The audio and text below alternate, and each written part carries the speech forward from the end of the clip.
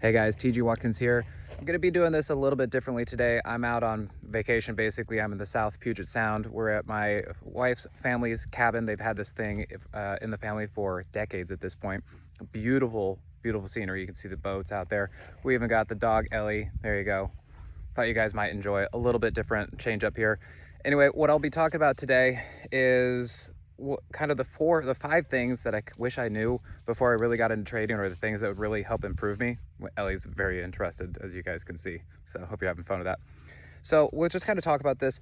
So don't use real money to practice. This is something that I didn't do. Maybe I kind of started, my first couple trades were of course paper trades or just kind of learning stuff, but I quickly got into using money, and because I had a decent size account. I had $50,000 or so that I was working with, and it just didn't go well. It was death by 1,000 cuts. I mean, every single time it was like loss, loss, loss. And even though they were small, they kept adding up, and all I did was I just kept draining the account. And I almost burned through the entire 50,000 before I really, said, okay, I need to stop. Or, years later, I finally started getting some traction. I know you guys have had the same experience too, because everybody in this business does. And so I would say either use extremely tiny size if you're going to be using actual cash, or follow a pro like me. You can come into the trading room.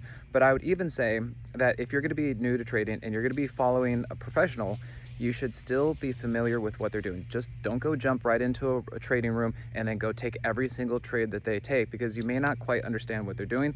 Some of their trades are going to lose, and so you think, oh my gosh, they're a guru, I'm going to put on all my money on every single trade. We lose money too, okay? That's just how things go. So make sure, even when you're with a professional, make sure you kind of just understand what they do, how they operate. You may not understand how they trade, and you might push the wrong button or do the wrong thing or get confused, who knows? So really, just paper trade until you really feel comfortable, like you feel like you kind of know what you're doing out there, until you can start making some of these trades. Number two, I wish I knew about breadth and the third ATR. Now breadth, remember, that is the number of stocks over certain moving averages. It kind of tells you how many stocks are participating in the market. I like to use the 20-day and the 50-day breadth. Again, Ellie just loves to always be playing the ball. So I like to use the 20-day into the 50-day breadth. And the reason what that does is it helps tell me, hey, everything is up. You better be careful, because the market can't really go up that much further. Or, everything is down. Probably a great time to buy in, because it can't go that much lower.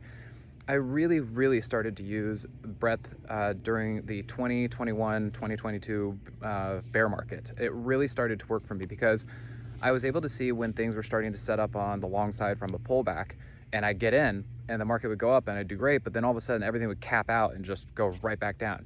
And I started to really figure out that breadth was telling me when these things were too high and that they were likely to come back down, because basically they went from 5% above their 50-day SMA to 80% above their 50-day SMA, and there's no more room to go to the high side. So that really gave me a good understanding, good range from when to be careful on the long side and when to get aggressive on the long side. Third ATRs. This is something I learned from John Carter. Basically, it's the Keltner channel. And this was another thing. Coming into Simpler, I already had the Moxie Indicator, I had MoxieTrader.com, and I was doing well. I could find my entries, no problem. But I never quite knew when price was too extended and likely to pull back, even in a trend. And the third ATR, which is really the Keltner channel, was the thing that helped me figure out when price was too extended on that particular time frame. And now I use it all the time. It's definitely one of my core things. It's a free indicator, and it just would tell me when price was getting a little too extended. Probably don't chase it up there, maybe take some profits, or at least expect a little bit of a pullback. Works for the long side, works for the downside too. On demand, this is a feature for Thinkorswim. It's basically like a DVR for the stock market. I talk about it all the time. I don't think anybody else ever talks about it. I don't know how many people actually use it. I think it is highly valuable. And after a while, once I figured out what it was, and I started to get a grasp on actually stock trading and looking at charts, I thought, okay, how do I practice? Other than just going back and looking at charts, which is great, but the picture's already there. It's too easy when you can already see what the whole move is going to be like. And you can only go back 360 days on the hourly chart, or you can only go back 90 days on the 15-minute chart. And that just wasn't enough. And by using on demand, you can go back years, and you can see everything from the 2-minute, the 5-minute, you name it. And that allowed me to replay some of these moves. I'd actually go find a really good move or bad move, and I go back and I say, how do I need to trade this one day at a time without actually knowing what's coming next? And I would just do that over and over and over. And the other thing that really helped me with that is if you could take a year's worth of data, like look at AMD or something, or Nvidia, and you can go back a year, you can cover a year's worth of movement on a swing trading basis in an hour or two. And what that means is you've now taken a year's worth of experience that you'd have to take one day at a time, and you compressed it into 2 hours. And that means your learning curve has now shortened, and it really helped me understand the flow of the market, how to expect how these things move. How many days does it take for something to set up? Or how many weeks does it take for something to be in chop before it pops? You know, and that's a hard thing to really figure out if you're living this thing one day at a time, 24 hours at a time. How many different thoughts in a day? How many different things in life that are nagging at you, and you have to do this and do this, and meanwhile you're trying to study the market? Use these on-demand features. Now, maybe TradingView, maybe other platforms have something like this. You know, maybe stockcharts.com has something like this. Find what works for you, but find something that you can go back and you can actually practice these things as if it was real time in the past, okay? Take profits sooner and rigidly stick to stops. I think I still sometimes the stop thing gets away from me. Every once in a while, people know that I'll have something I think like, oh, maybe just a little further, maybe a little further, and then it runs away from me, and next thing I know, I have a huge loss. I get about one of those per year still, even as a professional trader. As a new trader, make sure you have a stop. Make sure you have a rigid exit, because if you try to do this mental thing, you're going to convince yourself out of it. You're going to be like, oh, well, maybe just a little further, or, well, I'm in it this far, I might as well keep hanging on to it. Next thing you know, it's going to be like 90% down. Make sure you know where to get out if the trade isn't going to work. Okay, you just got to keep doing that. And it doesn't matter if you take 20 losses. The fact that you've limited your loss and kept it from being a big one and wrecking you is absolutely important. And then on the other side, take profit sooner.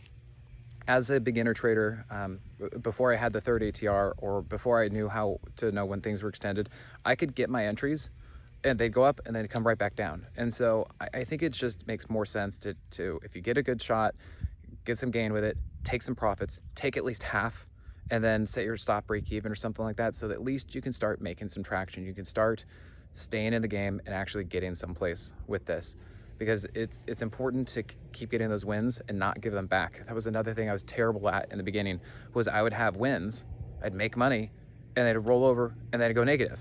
And so it's like, it's just, I kept having success, but I kept screwing it up. And if I had taken profits sooner and then moved my stop up, at least if I lost eventually, I'd still at least have some money in the bank from the good entry that I had. So take profits sooner. I'm much better at that now.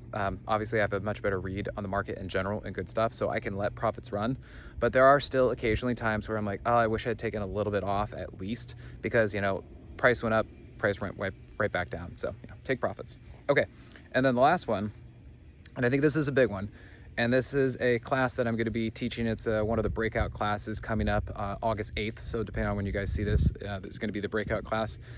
But it basically comes down to how to pick better stocks. And what it means is, don't impose my will on the market. Now, I know some of you in the Moxie room are going to be watching this. I think you know who I'm talking about. Trust me, I've done the same thing. I am super guilty of this. We look at stocks and we think, oh my gosh, this thing has been basing for a long time, looks incredible. The sky's the limit for this thing. Like, it should just go up and look great. Or a stock has moved down and it's really oversold, and it's got a huge distance until some moving averages overhead, and you're like, wow, that's a huge gap. All we need is it for it to bounce. That would be a huge bounce to get back to the moving averages, and I'll make a ton of money. But the problem with that is it doesn't bounce. It just goes sideways, and then it goes even lower. So that's the thing. We have these thoughts and we're like, oh, the market should do this, or this stock should do this. And oh wow, look how long this thing's been basing. It's gonna be great when it takes off, but it never takes off. And that's us trying to impose our will on the market. And it must be a human nature type thing, because we look at these things and we see what should be like, oh, this is gonna be a great stock, but it just isn't. Okay, so kind of what my notes are: don't buy a stock because you think it should go up. Instead, buy what's working. And I think for me, this lesson was kind of learned again in 2023, because I figured interest rates were going to come down, and I figured, okay, the small caps, they've been basing for a year or 2 years, they should start coming back up when interest rates come down. Well, rates came down and most of the small caps didn't run. In fact, it was the mega caps that were running, all the FANG stocks. And I was just missing the boat. I kept missing all these things because they just weren't working. I kept thinking, oh, hey, they should go, but they weren't. And I missed all these opportunities that I could have had on Nvidia or Meta, Netflix, all this kind of stuff, because those were the things that were working, and I was too stubborn sticking with the small caps. Now, of course, right now, everything's working. That's great. We're having a field day. But I think we need to understand that we need to recognize what's working with the market, stick with that. Don't try to go think something else is going to work if it's not going to work. Like, oh, if only, or if only this could work. It doesn't make sense. Find what's working, go with that. Don't fight with the market. Don't argue with it. Just go out there, make money. Go work with something that's working. Go get something that's in an uptrend. Don't try to buy something that has been basing for a very long time with the idea that it could go up. Work with what's working now. Go find something already in an uptrend.